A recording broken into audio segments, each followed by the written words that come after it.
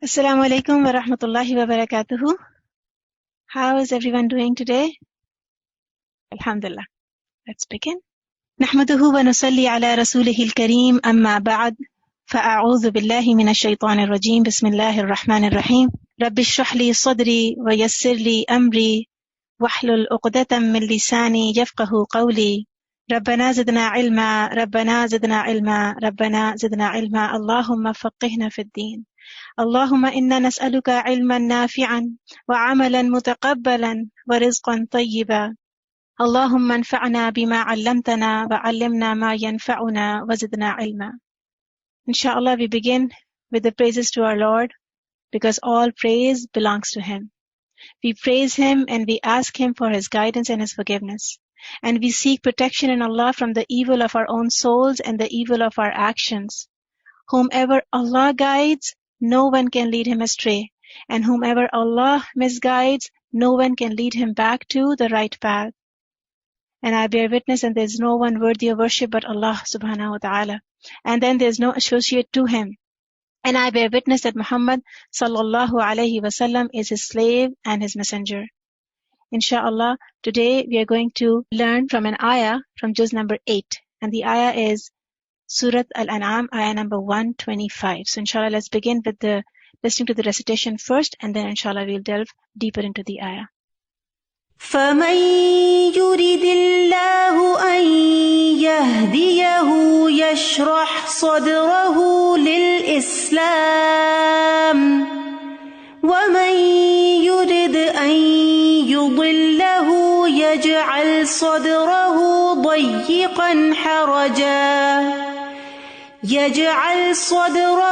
ضيقا حرجا كأنما يصعد في السماء كذلك يجعل الله الرجس على الذين لا يؤمنون. Allah subhanahu wa ta'ala says in Surah Al-An'am, ayah number 125, so whoever Allah wants to guide, He expands his chest, his breast to contain Islam. And whoever He wants to misguide, He makes his chest tight and constricted, as though he were climbing into the sky. Thus does Allah place defilement upon those who do not believe. So inshallah, looking at this ayah, little bit, piece by piece, and looking into the words of the ayat, and then inshallah, the whole parable, what's explaining to us. For sure, Allah subhanahu wa ta'ala is giving us a very, very deep reality of our deen here, which we must understand. Allah subhanahu wa ta'ala starts by saying, فَمَن يُرِدِ اللَّهُ, that for whomever Allah subhanahu wa ta'ala wants to guide. Whoever, may, yani it can be male, female, old, young, whoever Allah subhanahu wa ta'ala chooses, yuridillah means He decides and He chooses to do what? أَن يَهْدِيَهُ, so that He guides him. And this is the guidance of Allah subhanahu wa ta'ala. What does He do? يَشْرَحْ صَدْرَهُ. Yashrah is the word from sheen raha, sharaha. And sharaha means to cut something open and then spread it. You're not just cutting it in two pieces and leaving the two pieces apart. Rather, you're making a cut into it, making a slit into it to make more space in it and spread it and make it more expanded. So this is called shar. So what is being expanded here? Sadrahu. Allah subhanahu wa ta'ala expands His heart. That means He's making it ready to accept His guidance. Yahdiyahu yashra sadrahu. So hidayah of Allah is that He opens the heart of a person so that he can have that hidayah in it. But hidayah towards what? Lil Islam. The word is lil Islam, that means for Islam. That Allah subhanahu wa ta'ala expands His heart so that Islam can live in it. And he can live for Islam. Because the true guidance is only this Islam, that is the deen of Allah. The word Islam refers to the deen of Islam, the religion of Islam, and it also refers to the path of submission. Because the word Islam is from salama, which means to submit. So whoever is on the path of submission, whoever is on the path of any total compliance to Allah subhanahu wa ta'ala, he is actually upon the deen of Islam. Because this is the true form of guidance from Allah subhanahu wa ta'ala. And that means, as a believer, the only choice I have is total submission. Because in this total submission is peace for me, serenity for me, salvation for me. Because this is the only form of hidayah mawjood in this world. On the other hand, Allah subhanahu wa ta'ala continues to say, وَمَنْ يُرِدْ, and for whoever Allah subhanahu wa ta'ala decides, أَن يُضِلَّهُ, that He would misguide him. Opposite of guidance, يَهْدِيَهُ, and the opposite is يُضِلَّهُ, that He will misguide him. Then what does He do?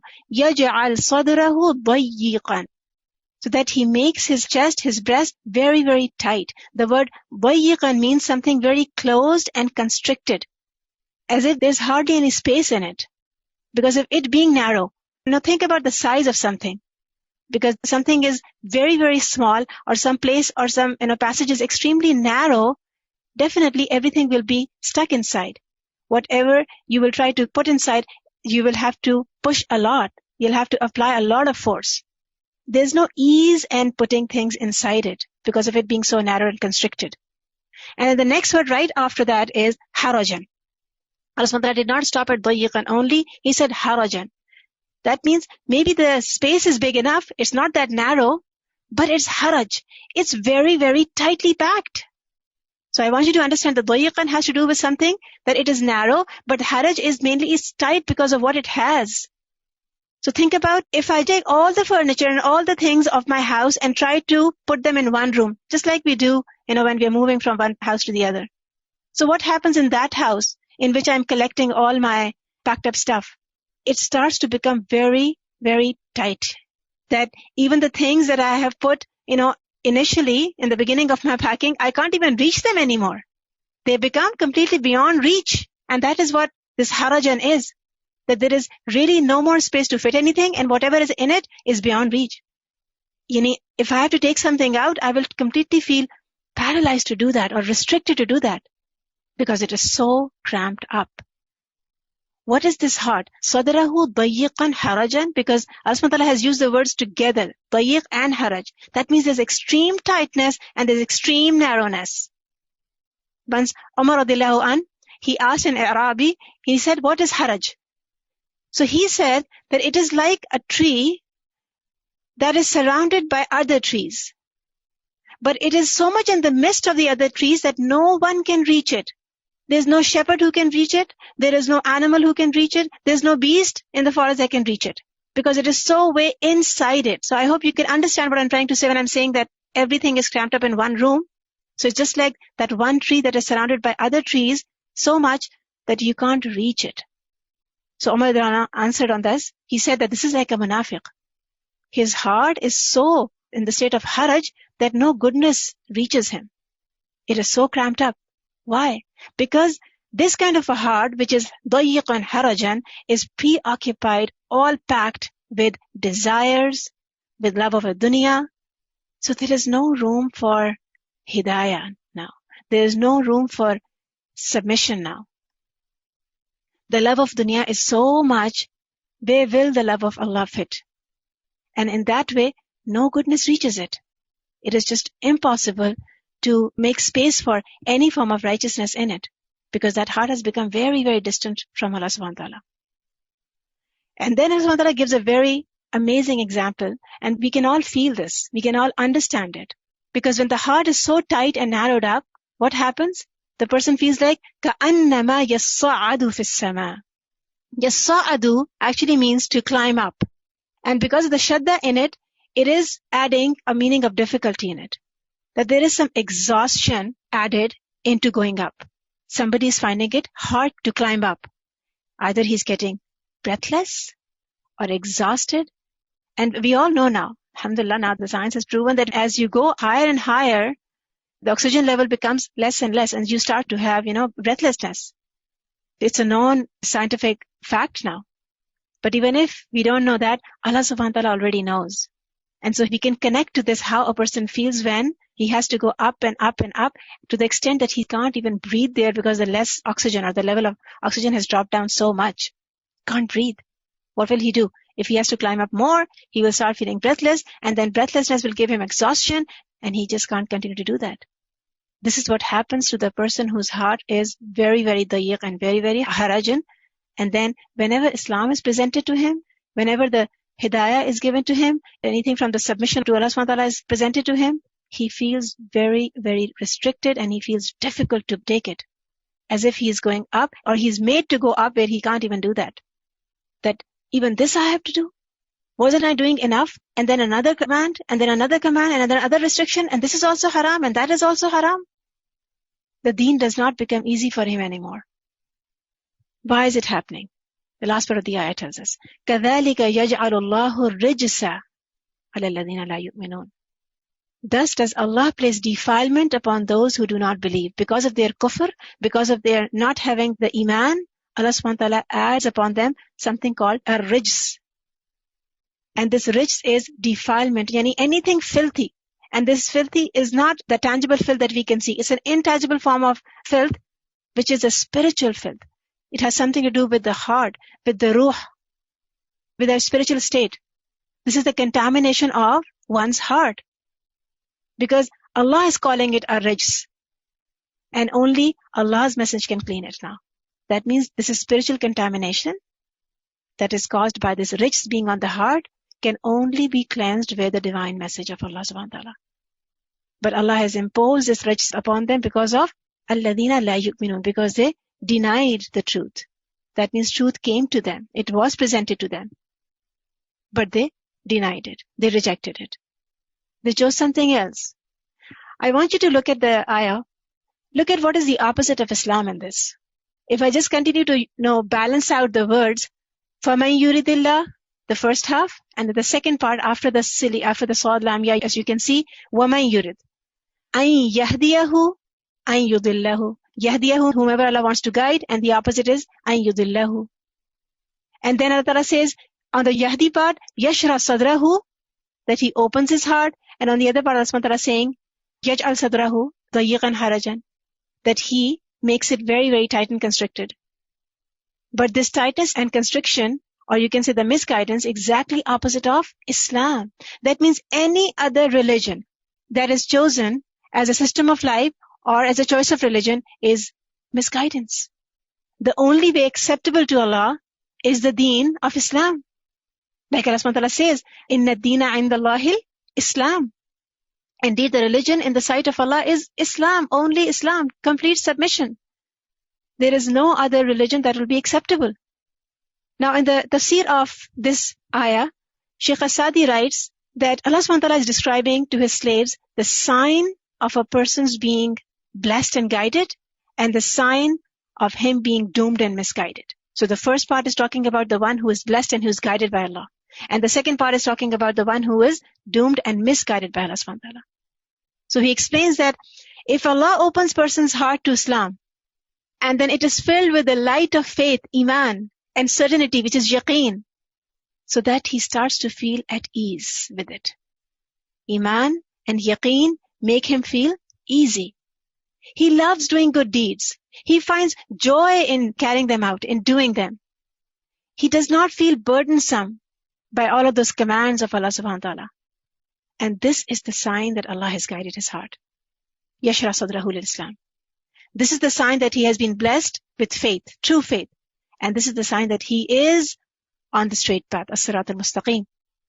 On the other hand, the next part of the ayah is giving us the sign that Allah has willed to send somebody or someone astray. And how does it look? So that he makes his heart constricted. The heart is very, very unwilling to accept any form of faith. Any true knowledge given to him, he rejects it. The true yaqeen is completely missing, is completely void in his heart.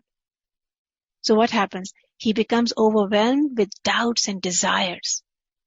Because there is nothing to cleanse these doubts and desires. Because the only thing that can do is the true faith that he's missing. And when this happens, so many doubts and desires are packed up in his heart, then nothing good reaches his heart. His heart is not open to accept any good deeds. For any good action, he feels constricted, as if he has to climb up to the heavens when there is no means of doing so. Yani he's being forced to go up. It's not that he's choosing to go up. It's just like he's being forced to go up and go higher and higher, and he is trying to retaliate, but he doesn't have a choice. He still has to go up. He can feel breathless, but he still asks, no, one more step, and then one more layer. So how will he feel? Very, very disturbed. And because of this lack of faith, Allah subhanahu wa ta'ala puts this state of disbelief on him, of confusion on him, of constriction and restriction upon him. Because the door of mercy of Allah has been closed upon him. And he himself closed the kindness that Allah subhanahu wa ta'ala was offering upon himself. And that is why Allah subhanahu wa ta'ala decided this destiny for him. Because here we see that there are two types of heart that are being explained, right? One heart is yashra sadrahu lil Islam, and the other heart is the one that is dayiqan harajan. So let's try to understand how does both the heart look. Because it is very important for us to understand our hearts. Allah subhanahu wa ta'ala created the whole universe and everything in it for this one purpose. That is His worship. Right? Allah subhanahu wa ta'ala created everything for His worship. Illa liya'budun. And with this purpose, Allah did not just create and leave the creation on its own. But it was out of His immense mercy that He actually created the means of guidance as well. He sent down revelation, the divine message, a book of instruction with us. What to do, what not to do, what is good, what is not good. And then, on top of that, He sent messengers who will call them towards truth and warn them against falsehood. Right? But what did messengers do? This is exactly what they did. They brought and conveyed the message of Allah. And when people asked him that who your Rabb is, just like Musa was asked by Firaun, who is your Lord? So he responded, قَالَ رَبُّنَا الَّذِي أَعْطَى كُلَّ شَيْءٍ خَلَقَهُ ثُمَّ هَدَى. He said, our Lord is He who gave each thing its form and then guided him. That means every human being has been given this innate disposition to recognize this guidance, recognize His Creator. Allah subhanahu wa ta'ala has spread so many signs around us in this universe for us to observe how the rest of the creation are showing compliance towards Allah. And then Allah subhanahu wa ta'ala has given us this guidance very openly, very clearly, and not just left it there, but messengers actually role modeled for us. And then Allah subhanahu wa ta'ala says, قُلْ إِنَّ هُدَى اللَّهِ هُوَ الْهُدَى. Indeed, the guidance of Allah is the only guidance. That means true hidayah, true guidance is only from Allah. It is a gift of Allah. But let me ask you one thing. If somebody comes on my door to give me a gift, and if I don't open the door, he keeps on knocking, and maybe he just comes back a few days later, and he keeps on knocking and ringing the bell, but I don't open the door. Who is denying to accept the gift now? The one who is coming, he wants to give the gift of guidance. Allah subhanahu wa ta'ala wants to give the gift of guidance. He presents this guidance and hidayah to everyone. But then somebody doesn't open the door. This is the choice he's making in his life. Allah has given him the ability to think, to reason, and use his intellect. But then again, he has a choice. He has that free will that he can, activate there.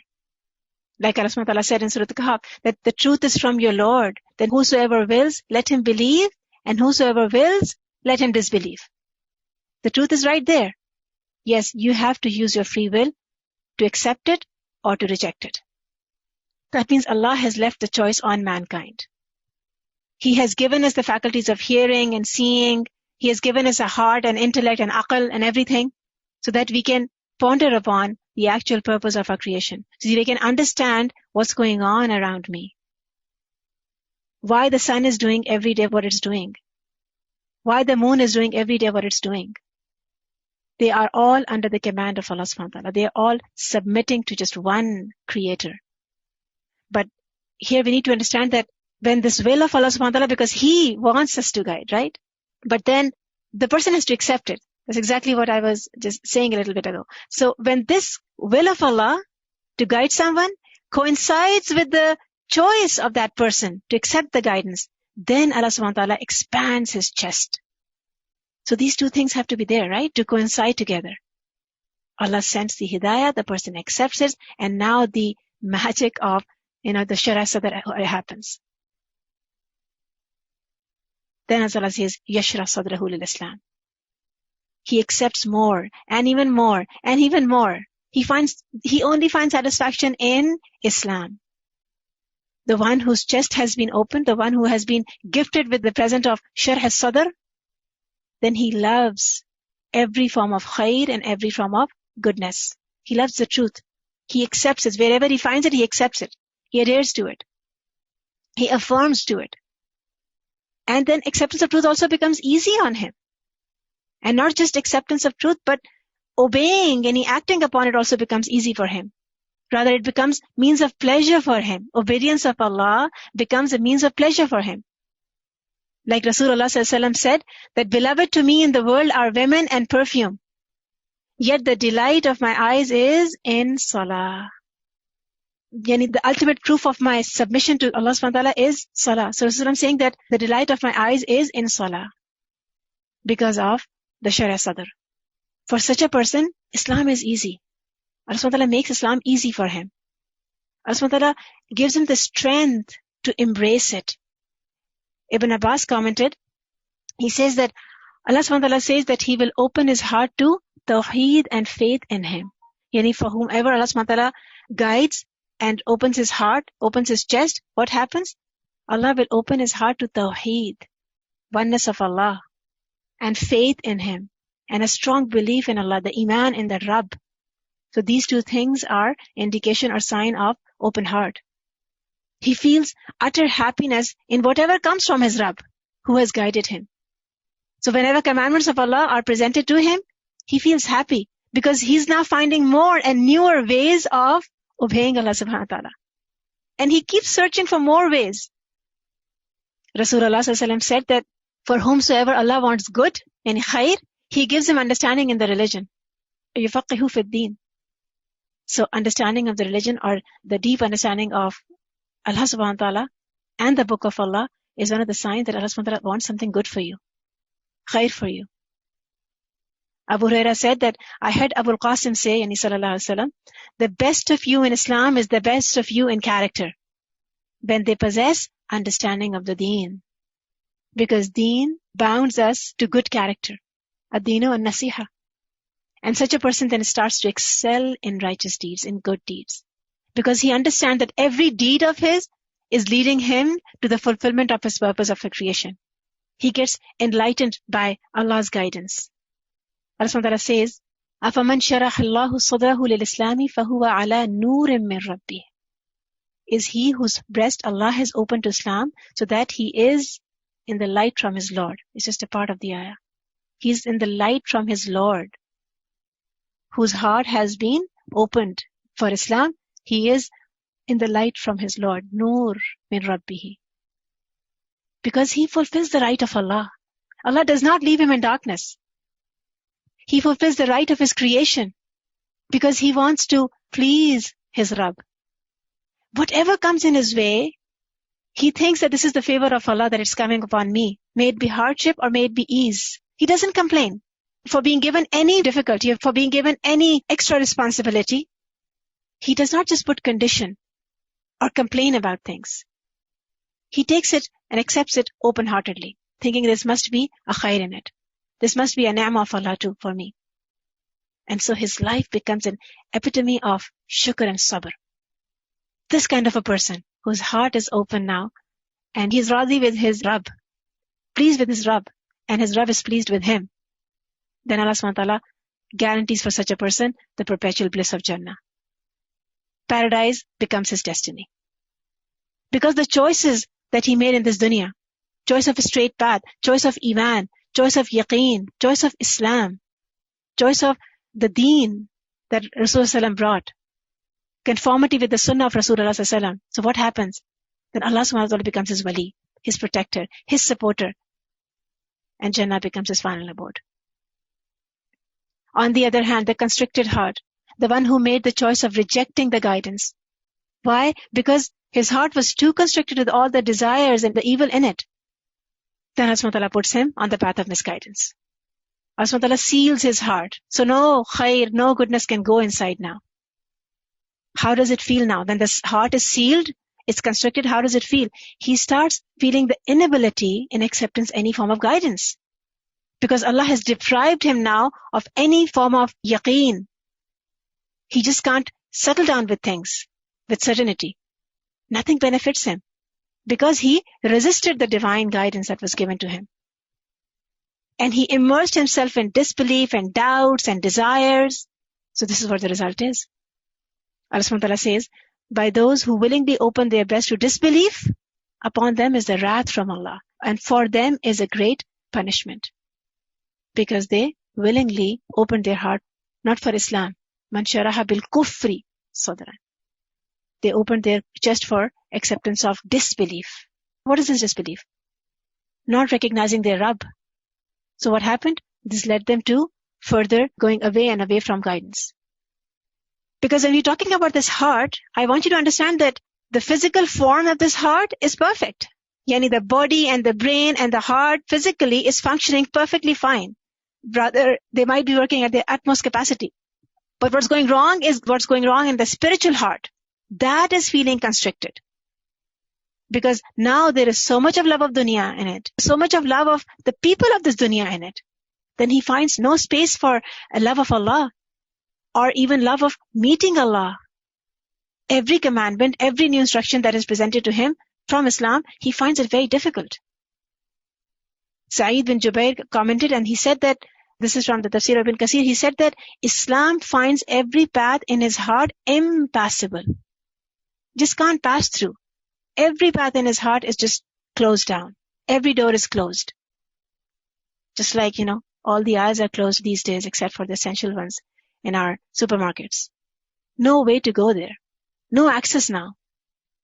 Every time he was presented the message, every time he was given the knowledge, and every time he was being called to faith, he felt frustrated, he felt angry, and then left. Abu Ja'far bin Jarir commented that this is a parable that Allah has given for the heart of the disbeliever, which is completely impassable and closed to any faith. Allah says the example of a disbeliever's inability to accept the faith in his heart and that it is too small to accommodate it. The heart is becoming too small, too narrow to accommodate any faith or any iman. And this is the example of his inability to climb up to the sky, which is beyond his capability and beyond his power. So he starts to complain. He starts to object on every small command. It's not going to be a big thing. Even 2 rak'ah will be hard. Let alone 5 salah. And then when he's so far away, then what happens? He starts to get overshadowed by the doubts and desires. Because he was being reminded. Allah subhanahu wa ta'ala says, and who is more unjust than the one who is reminded of the verses of his Lord, but then he turns away from them. And he forgets what his hand have put forth. Indeed, we have placed over their hearts covering. Inna ja'alna ala qulubihim akinna. And so what happened? Lest they understand it. So that they cannot understand it. And there's deafness in their ears. And if you invite them to guidance, they will never be guided. فَلَنْ يَهْتَدُوا إِذًا أَبَدًا. They will never be guided. Because of the filth that has come upon them. الرِّجْسُ يَجْعَلُ اللَّهُ الرِّجْسَ. The defilement that Allah has placed on their hearts, on their mind, on their aql, this is what has become their punishment now. They're going to live with it. Ibn Zayd calls al-rijs is punishment, adhab. Ibn Abbas says that Rijs says that Allah subhanahu wa ta'ala appoints shaitan for him because they refuse to believe in Allah and His Messenger. And then this shaitan, he lures them and hinders them from the path of Allah. And we all know, shaitan is sitting right on Sirat al-Mustaqim, right? Because he knows that this is where he will get maximum job. The best kind of his work that he can do. Because the respite that he asked for from Allah subhanahu wa ta'ala was to misguide the human race, misguide the mankind. So he's sitting right over there. He doesn't have to go, on the deviations. Because whatever is happening there, he has already trained them. He doesn't have to work on them anymore. He has to work on those who are trying to go on the straight path, but then he starts to hinder them and he starts to take them off the path of Allah. Why? Because of their rejection again. Because of their choosing misguidance and opening their heart for kufr. Any dhikr of Allah, any invitation to the gathering of Allah's remembrance, it makes them upset. So what happens? Allah subhanahu wa ta'ala says, وَمَنْ يَعْشُ عَنْ ذِكْرِ الرَّحْمَنِ نُقَيِّدْ لَهُ شَيْطَانًا. And whoever is blinded from the remembrance of the Most Merciful, we appoint for him a devil. فَهُوَ لَهُ قَرِينٌ. And he is to him a companion. Very close companion. Because what choice did he make? He stopped himself from the remembrance of his Rabb, his Creator, who was most merciful, Ar-Rahman, who wants to show His mercy on everyone, and He is showing mercy on everyone, even upon those who are not believing in Him. But then again, these people are so consumed by dunya, and they're so busy in these tasks of maintaining their day-to-day affairs, that this also becomes like a torment on them. Yani in dunya, their over-occupation or their preoccupation with all the things of this dunya becomes like a torment, adhab for them in this dunya. They're not at peace. Running after this dunya and running after the beauty of this dunya, trying to get better and better and more, and hoarding of the wealth, it becomes like a ridge upon them. They can't come out of it, and they don't know where to stop. They can't go back. This is also a form of ridge in this dunya for them, because they abandon the Siratul Mustaqim. So understand this example from the one who gives, for example, a sadaqah, out of fear of Allah, because he believes in Him. Allah will make that path easy for him. Like Allah Ta'ala says in Surah Al-Layl, فَأَمَّا مَنْ أَعْتَى وَاتَّقَى وَصَّدَّقَ بِالْحُسْنَى فَسَنُيَسِّرُهُ لِلْيُسْرَى. As for he who gives and fears Allah and believes in the best reward, we will ease him towards ease. Allah does not stop us. On the other hand, somebody becomes miser. He feels self-sufficient in everything. He doesn't need everyone. He keeps on rejecting the goodness. Then what happens? وَأَمَّا مَنْ بَخِلَ وَاسْتَغْنَى وَكَذَّبَ بِالْحُسْنَى فَسَنُيَسِّرُهُ لِلْعُسْرَى. As for the one who withholds, considers himself free of any need, and then denies the best reward from his Rabb, we will ease him towards difficulty. Because this difficulty is the path that he has chosen for himself. The path of disbelief. Allah Ta'ala says, I will open that path and make it easy for him. Because this is the choice he made at the first place. To open his heart, either for guidance or for misguidance. And then Allah Subhanahu wa Ta'ala makes it easy for him. That means I have to make a choice. And I have to work on the heart. Right? I have to work on the heart because everything is going according to the state of my heart. And it is important to understand, how can I work on my heart? Because heart is one of the most important organ in the body. Rasulullah said, beware, in the body there's a piece of flesh. If it becomes sound and healthy, the whole body becomes sound and healthy. But if it gets spoiled, the whole body gets spoiled. And that is the heart. Because Iman lives inside the heart. Like we've all heard that hadith of Rasulullah in which he says that whoever has a mustard seed's weight of faith in his heart will not enter into hellfire. That means the faith lives in the heart. It's important to understand the heart. Similarly, taqwa lives inside our heart. You should remember that hadith when we were doing the lesson on taqwa, haqqa tuqatihi. Rasulullah said, at-taqwa ha huna, and he was pointing to his chest. He said it 3 times. Taqwa lives inside. Love of Allah lives inside the heart. Love of Rasul sallallahu alaihi wasallam lives inside the heart.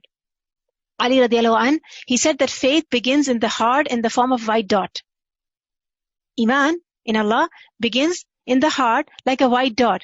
Whenever it increases, the brightness increases until the heart becomes fully brightened. While hypocrisy, nifaq, it begins in the heart like a black dot. Whenever it increases, the darkness increases until the heart becomes completely dark. Ibn Masud says that doomed, destroyed is the one who cannot recognize evil as evil and righteousness as righteousness. Evil doesn't sound too bad to him anymore. And any good he can't recognize anymore. He has lost the sense of recognition. And upon the state of the Iman and upon the state of, these conditions of accepting Iman and accepting faith, Rasulullah has described 4 kinds of hearts. He said that there are 4 kinds of heart. A polished heart, which is as shiny as a radiant lamp. A sealed heart, like a knot tied around it. A heart that is turned upside down. This is the 3rd one. And then a heart which is mixed up, confused. And then he continues to say that as for the polished heart, this is the heart of a believer. And its lamp is like the light of faith, which keeps it enlightened. All his energies are from that lamp. His strength is through his faith, because he values it. He takes care of it. He makes sure that it remains lit. It was narrated that Abdullah bin Amr said that it was said to Messenger of Allah ﷺ, which of the people is best? And he ﷺ said, everyone who is pure of heart and sincere in speech. They said, sincere in speech we know what this is. But what is pure of heart?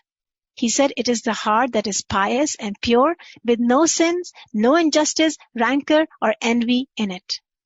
Clean. On the other hand, the second one, the sealed heart, like a knot, right? This is the heart of a disbeliever. You just can't do anything now. It's sealed completely. Like Allah subhanahu wa ta'ala says in Surah Al-Baqarah, إِنَّ الَّذِينَ كَفَرُوا سَوَاءٌ عَلَيْهِمْ أَأَنذَرْتَهُمْ أَمْ لَمْ تُنذِرْهُمْ لَا يُؤْمِنُونَ. Indeed, those who disbelieve, it is all the same for them whether you warn them or you don't warn them. They are not going to believe. And then the third heart, the upside down heart. This is the heart of a pure hypocrite, a munafiq. He had knowledge. He recognized the truth, but then he denied it. He's showing up that he is still having that knowledge and is still accepting it, but he is inside of him is denying it completely. His heart is diseased by nifaq. And the last one is a confused heart, a mixed up heart. It contains faith and it contains hypocrisy too. Both the things are there. So think about you're sitting in a car and you have the gearbox in your hand. You can go into the drive mode to go forward. But if you go on the wrong path, or if you're confused, if this is the right way, what do? You take a reverse, right? You go in the reverse mode and you back off. And then again, you move forward and again you back off. You're constantly confused. You don't know your path. There is something which is weak inside you. So Salam said that the parable of faith in this heart, or the example of faith, iman, in this heart is the parable of a herb that is sustained by pure water. And the parable of hypocrisy in it is a parable of an ulcer that thrives upon pus and blood. Yani, in this heart there are two things. There is a herb which is sustained by pure water. And then there's an ulcer inside it too. That is sustained by pus and blood. And so Salam said, whichever of the two is greater, that will dominate. If iman goes up, he's all good. If hypocrisy goes up, he's just lost it. Because this all depends upon his level of faith and his level of obedience to Allah subhanahu wa ta'ala. Sometimes he will hold back and not lie, but many times it's easy for him to lie. Sometimes he maintains the promises, but many times he breaches the promises. Sometimes he readily wants to pray, but sometimes he's lazy about salah. Where do I find myself in this? Which heart is my heart? Because if I'm not at the first position, the polished heart, then I am in trouble, right? I need to find my way. Because Allah subhanahu wa ta'ala is clearly telling us in the ayah that we are learning about, that Allah chose people for guidance according to the state of their heart, right? Not according to their physical beauties. Because Rasulullah said that verily Allah does not look to your bodies, nor to your faces, but He looks to your hearts. And then He pointed towards His heart with His finger. This is what Allah looks at, to choose you. In a classroom setting, when you want to give some student some job, some kind of a responsibility, and okay, who is going to be my helper today? And what do? You just look at all the faces. But then, whom do you choose? Whom you know that he will be able to do this job correctly because of his level of responsibility, his commitment, his seriousness about things, his organization, his obedience. Not just by looking at how cute he is, or how amazing his eyes are, or her eyes are. No. It's her heart that becomes the criteria for us being chosen by Allah subhanahu wa ta'ala. Abdullah bin Masud said that Allah subhanahu wa ta'ala looked into the hearts of His servants, and He found the heart of Muhammad sallallahu alaihi wasallam to be the best from His servants. So He chose Muhammad sallallahu alaihi wasallam for Himself and sent him His message. And thereafter, Allah subhanahu wa ta'ala looked once again to the hearts of His servants, and He found the hearts of His Sahaba to be the best of the hearts. Who's Sahaba? Sahaba of Rasulullah sallallahu alaihi wasallam. And then He made them the vicegerents of His messenger. Radiyallahu anhum. May Allah be pleased with all the Sahaba.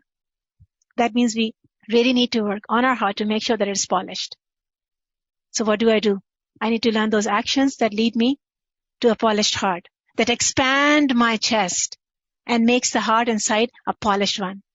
Number one, staying and insisting upon guidance in Tawheed. Allah Ta'ala says, وَمَنْ يُؤْمِن بِاللَّهِ يَهْدِي قَلْبَهُ. Whoever believes in Allah, then Allah guides his heart and keeps him guided because of his iman. Allah values that iman. Allah appreciates that iman. Because such a person is avoiding all forms of association, shirk and kufr and misguidance. Because avoiding this What happens when you avoid kufr, when you avoid shirk, when you avoid all form of fisq and disobediences, then Allah subhanahu wa ta'ala beautifies your heart with iman. And it becomes polished. Like Allah subhanahu wa ta'ala says, I know that among you is the messenger of Allah. If he were to obey you in much of the matter, you would be in difficulty. But, now listen to this part. But he has endeared to you the faith. He has endeared to you the faith and has made it pleasing in your hearts. حَبَّبَ إِلَيْكُمُ الْإِيمَانِ. He has made it lovable for you to have iman. وَزَيَّنَهُ فِي قُلُوبِكُمْ. And he has adorned your hearts with it and has made hateful to you disbelief, defiance, and disobedience. And these are the people who are rightly guided. Then seeking knowledge. It helps the expansion of your chest. Sharh Sadr. Ibn Qayyim says, not every individual who is endowed with knowledge and wisdom and he dons its robe is from among its people. And not every person who has knowledge is really having a true knowledge. Rather, the people of knowledge and wisdom are those who have infused life into their hearts by slaughtering their desires. They are the ones who have gained the true knowledge of their Rabb. This is the knowledge that we have to seek. Ma'rifah of Allah subhanahu wa ta'ala. Ma'rifah of the kalam of Allah subhanahu wa ta'ala. And then connecting to Him by His remembrances, by the good company, through His book. That is the rope of Allah. Because remembrance of Allah softens your heart. Removing the remembrance of Allah hardens your heart. Abu Darda radiyallahu anhu said that for everything there is a polish. And the polish of the heart is zikr of Allah. Subhanallah. If we need our hearts to be polished, inshallah, we can have so much of more zikr, especially in these blessed days of Ramadan. Ibn Qayyim said that there is no doubt that the heart becomes covered with rust, just as other metal dishes and silver and other things become rusty. So the rust of the heart is polished with dhikr. The rust of the heart is removed by the dhikr of Allah subhanahu wa ta'ala. For dhikr polishes the heart until it becomes like a shiny mirror. Initially, dhikr of Allah will be hard, even on the tongue. Just saying subhanallah, your heart will not be present in saying it. You will find yourself bored or burdened. But the more you do it, the rust of the heart is going to go away more and more. The heart is going to become more and more polished until it becomes like a shiny mirror. So the only way to cleanse it is subhanallah, alhamdulillah, Allahu Akbar, la ilaha illallah, subhanallahi wa bihamdi. Because when zikr is abandoned, the rust starts to return back. Then following the sunnah of Rasulullah. Ibn Qayyim writes that whoever excels in obedience of Rasulullah by following his sunnah and loving his sunnah, then he will experience the most complete level of Sharh Sadr and coolness of his eyes. We need to experience this. So we increase and excel in following the sunnah of Rasulullah. Being good to others, doing ihsan to others. Rasulullah said, truly Allah has vessels from amongst the people on the earth. And vessels of your Lord are the hearts of His righteous slaves. Hearts of righteous slaves. And the most beloved of them to Him are the softest ones and the most tender ones. They're always good. They're always very, soft and kind to others. Dealing with ihsan and excellence with others. Because of this is the indication of the expansion of the chest. And we should ask Allah subhanahu wa ta'ala. We should make dua to Allah subhanahu wa ta'ala.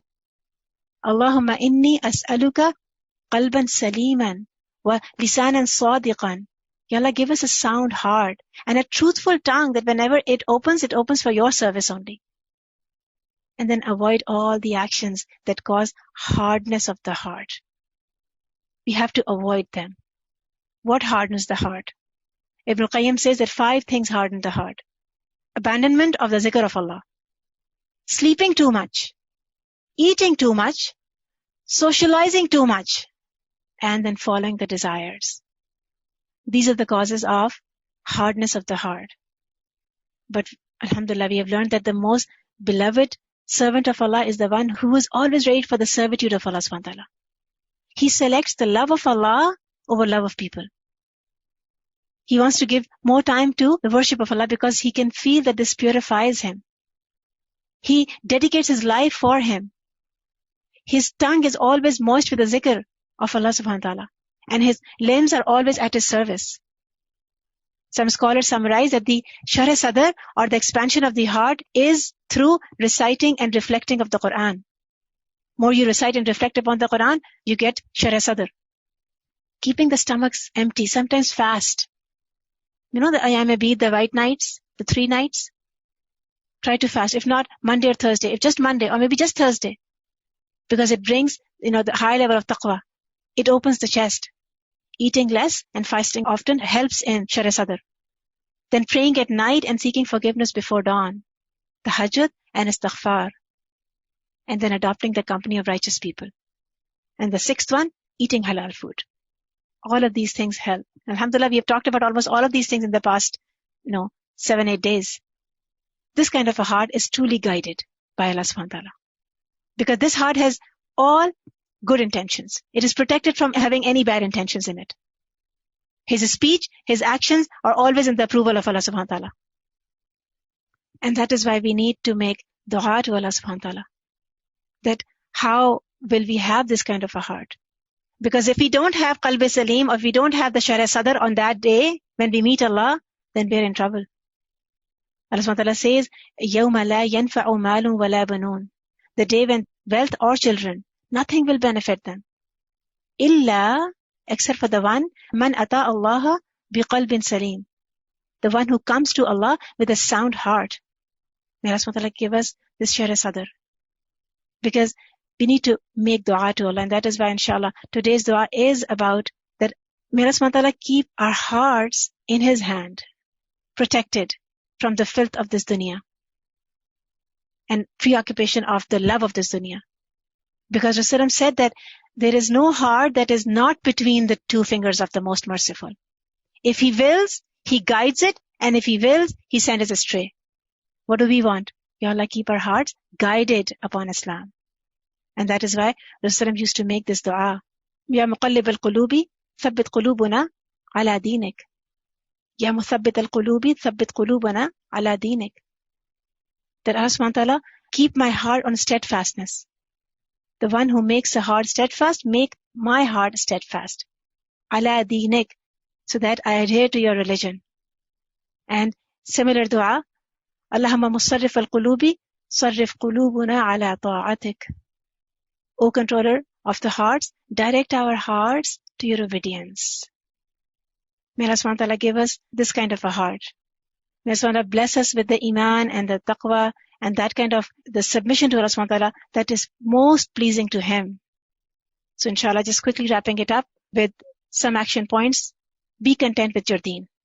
Raditu billahi rabba wa bil islami deena. We need to be thankful to Allah, grateful to Allah for having Islam as our deen. Because sometimes, I ask myself that if na'udhu billah, if Allah subhanahu wa ta'ala had not made me a Muslim, where would I be? Knowing myself, knowing my nature, knowing my personality, probably I would not have, opted for anything else. Whatever my parents would have, made me, I would be just following that. It is such a huge ni'mah of Allah that He made us open our eyes in the house of a Muslim. He chose us to be born Muslims. So be content with your deen. Dedicate yourself to the ibadah of Allah. This is the remembrance of Allah, because this is what keeps the hearts polished and alive. Keep yourself connected to the book of Allah, because this is the rope of Allah. Adopt good and righteous company, because they're the people who remind you of Allah, who remind you of when you are going in the deviation, that come back on the Sirat al-Mustaqim. This is where you have to go. They keep directing you on the right path. Keep your heart and your tongue busy with the remembrance of Allah. And the best remembrance would be seeking forgiveness. So may Allah subhanahu wa ta'ala accept from each one of us. And may Allah subhanahu wa ta'ala keep our heart always guided. And may Allah subhanahu wa ta'ala be pleased with us. May Allah subhanahu wa ta'ala give us a life of complete submission, total submission, complete ita'ah of Allah subhanahu wa ta'ala. And may we meet Allah subhanahu wa ta'ala in the state that He is pleased with us. Ameen ya Rabbal Alameen. Alhamdulillah. So we have collected so many pearls. We have collected 8 so far, and inshallah, beautiful pearls are coming. So keep coming, continue to attend, inshallah, benefit yourself and beautify yourself and polish your hearts with these gems, these pearls of Allah subhanahu wa ta'ala. Okay, barakallahu feekum, jazakumullahu khairan kaseera. Subhanakallahumma wa bihamdika, nashhadu an la ilaha illa anta, nastaghfiruka wa natubu ilayk. Assalamu alaikum wa rahmatullahi wa barakatuhu. وعلیکم السلام ورحمۃ اللہ وبرکاتہ. بارک اللہ فیکم, جزاکم اللہ خیرا کثیرا. Dear Sister Ambreen, alhamdulillah kaseera. I think myself included, all the audience have benefited a lot from these sessions. We pray for you. Allah subhanahu wa ta'ala puts barakah in your life, in your risk, in your talents, and we hope that Allah subhanahu wa ta'ala will open up more opportunities for you to teach the Quran. Ameen. At the same time, very connected to today's class, which is so powerful, a reminder about wanting the path of guidance, about following the path of guidance, and upon securing the guidance in the heart. I wanted to introduce to the attendees today the Talim-ul-Quran English course which Al-Huda Institute is offering. Inshallah, for those of you who haven't yet tasted the Talim-ul-Quran, perhaps these sessions have been a little bit of teasers where you have looked to the word meanings and you've looked into how the tafsir is. Talim-ul-Quran, alhamdulillah, is a detailed full-time course where in a duration of 18 months you learn from cover to cover the meanings, the tajweed, the tafsir, and many other subjects. So I encourage all of you, inshallah. Information will be shared with you about Talim-ul-Quran and how to join it. You can check our website, look into the details, and see if you are able to make time for it, inshallah. If you are even slightly bit interested, email us and we will answer your questions and figure out a way for you to join, even if you're not able to join full time. Barakallah feekum. Assalamu alaikum wa rahmatullahi wa barakatuh.